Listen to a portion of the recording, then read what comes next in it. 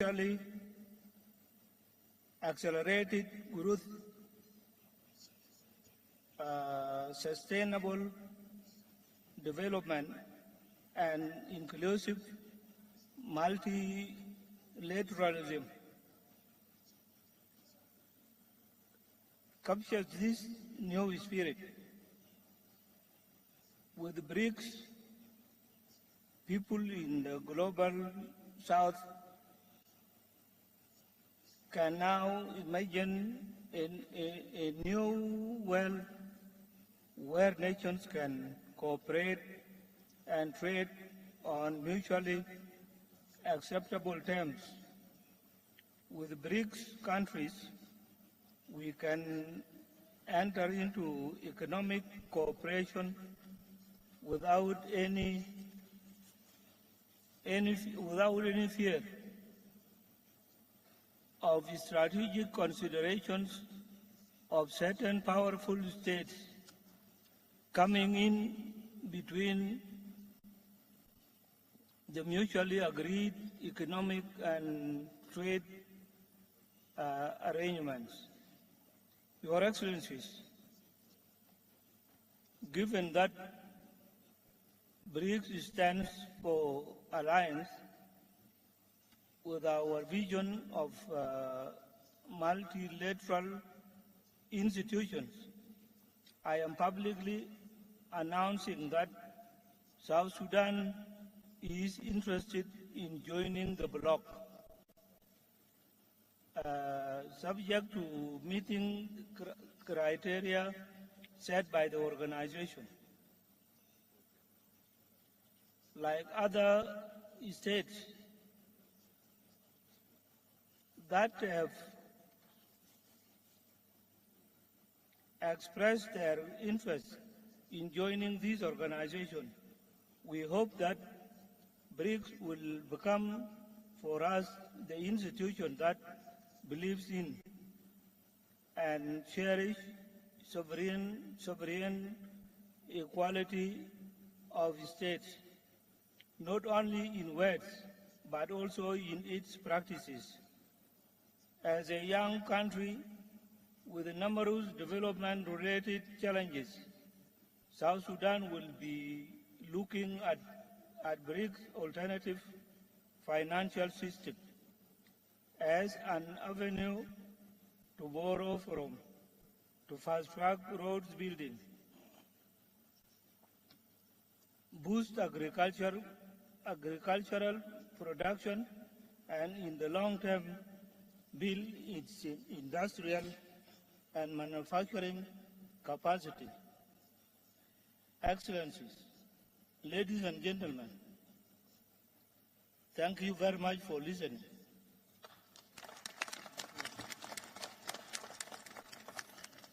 Thank you very much. It's now my honor to call upon Her Excellency, President Samia Suluhu, President of the United Republic of Tanzania.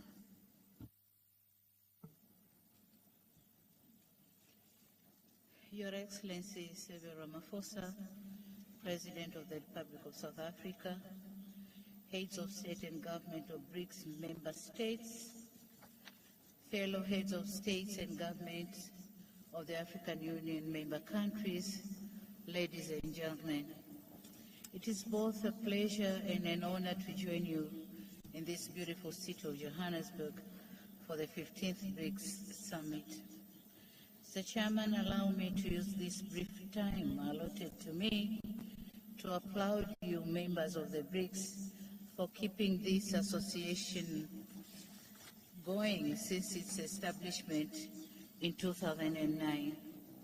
Indeed, the international challenges that inspired the creation of BRICS have evolved, and one may say to the worse. Henceforth, in the face of the poly crisis and rising global uncertainty, there is a great need to have a meaningful dialogue that seeks to find common solutions to common challenges. That's why I welcome and commend the selection of the theme for this dialogue. I'm very optimistic that this dialogue will advance deliberations geared toward resolving the complex challenges which our countries are facing both individually and collectively.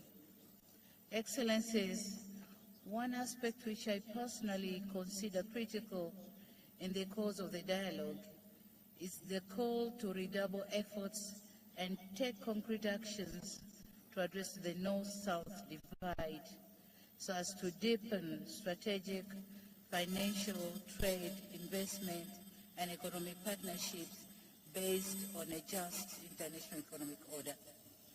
It is gratifying, however, to note that amidst these challenges, the BRICS offer a possibility of coming up with a more equitable, balanced, and fair mechanism to deal with an international economic order that has thus far remained unattainable and an elusive aspiration.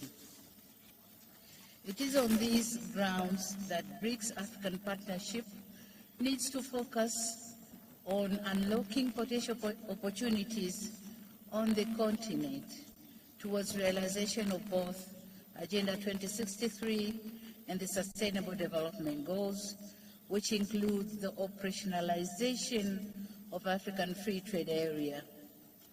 Forging ahead, Tanzania envisages the BRICS African Partnership that supports African endeavors in promoting and strengthening regional value chains, and furthermore, partnership that can promote or help African producers to be able to gain access to broader export markets. Excellencies, the second issue which I wish to underscore is the continued relevance and the validity of multilateralism. I note with satisfaction that this has been captured in the theme of this summit. Indeed, multilateralism stands as the major tool in addressing most of global geopolitical challenges.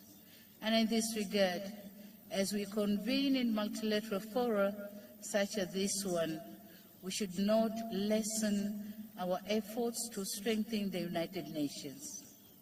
At its 78th years of existence, it remains the sole body with universal membership. And so, Tanzania, at this point, would wish to reiterate this, in the strongest voice on the need to reform the UN Security Council to make it fairly representative, effective, and reflective of the current geopolitical realities. Excellencies, ladies and gentlemen, as I conclude, I would wish to commend the Republic of South Africa for the excellent hosting of this summit. I should also commend the BRICS countries for their efforts geared toward the advancement of the South-South as well as the African agenda for growth, development, and integration. It is Tanzania's hope that African issues and concerns as well as priorities will continue to feature in the upcoming BRICS engagements.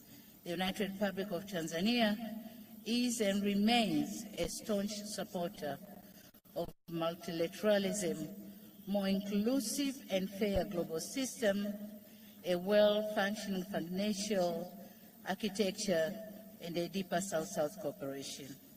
This regard to remain a true friend and partner of BRICS in all its interventions. I thank you very much for your kind attention. Thank you. Thank you, President. Please accept my apology. I have to step out for a while.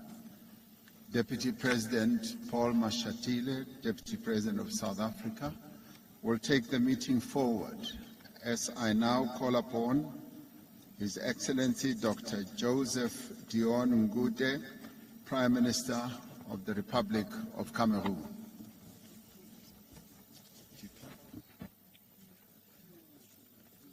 Your Excellency Cyril Ramaphosa, President of the Republic of South Africa,